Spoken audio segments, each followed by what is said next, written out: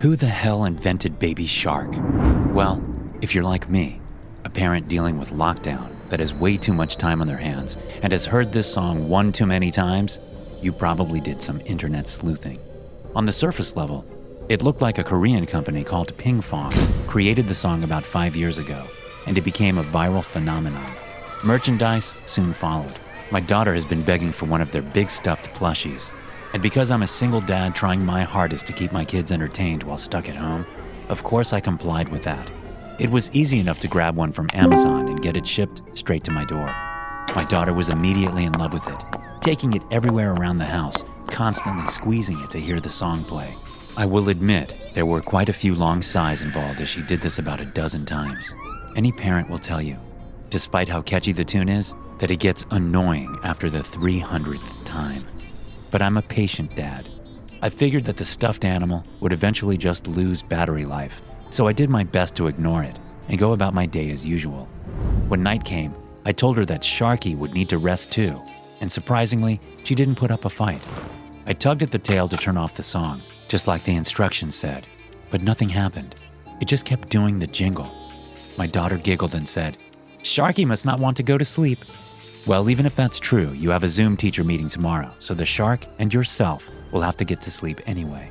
She pouted, and I hummed the shark song, changing the lyrics to say, "Go to sleep, do-do-do-do-do-do, go to sleep, do-do-do-do-do-do, go to sleep." She giggled and laid down, asking me what I planned to do with her stuffed shark.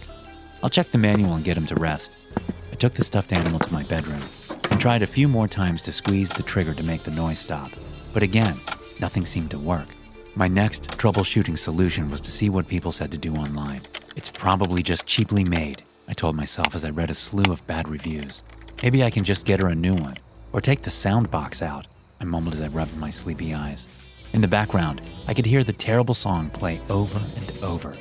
Baby shark, do do do do do do. Baby shark, do do do do do do. Baby shark, throw away, do do do do do do. Throw away, do do do do do do. Throw away.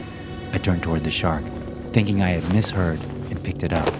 Run away, do do do do do do. Run away, do do do do do do. Run away. The singing toy now said. I rolled my eyes and tossed it down, returning to my Google search.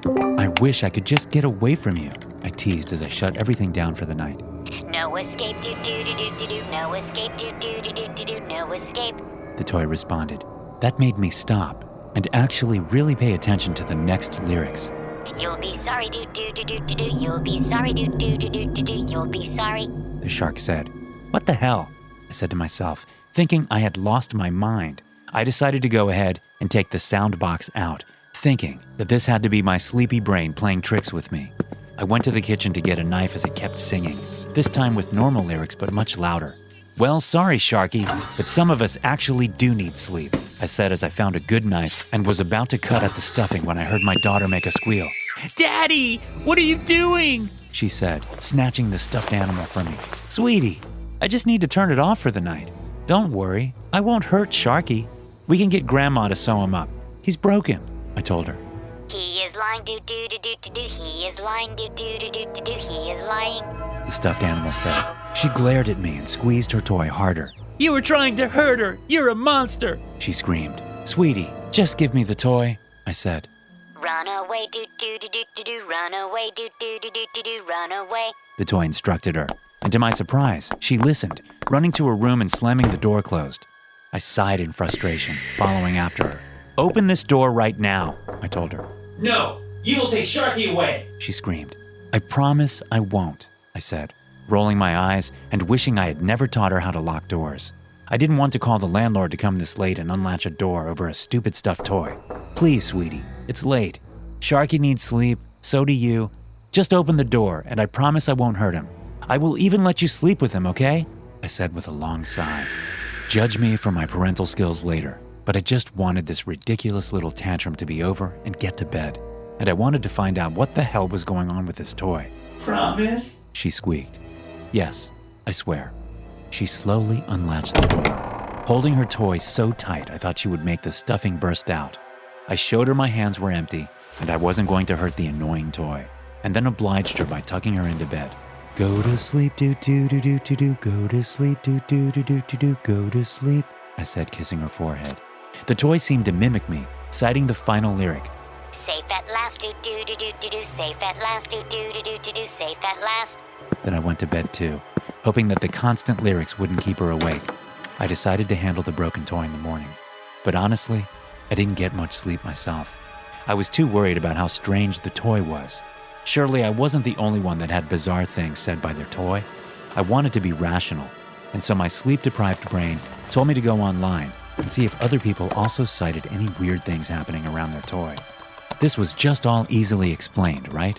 A few forums I found encouraged users to check out an apparently hidden website that told about secret messages in the lyrics. It sounded like a goofy conspiracy theory, like that one way back in my day about playing music backwards to hear the devil. Still, your brain convinces you to believe things at night, and I looked into it. The results were terrifying. Children were harming themselves because the toy told them to, or killing their pets, and last but not least, setting fire to their homes. It was enough to make me jump out of bed and decide that I needed to just get rid of the stuffed toy immediately. I could hear my daughter snoozing softly as I peeked into her room, surprised to find that the toy had finally gone silent. Maybe the batteries had died at long last.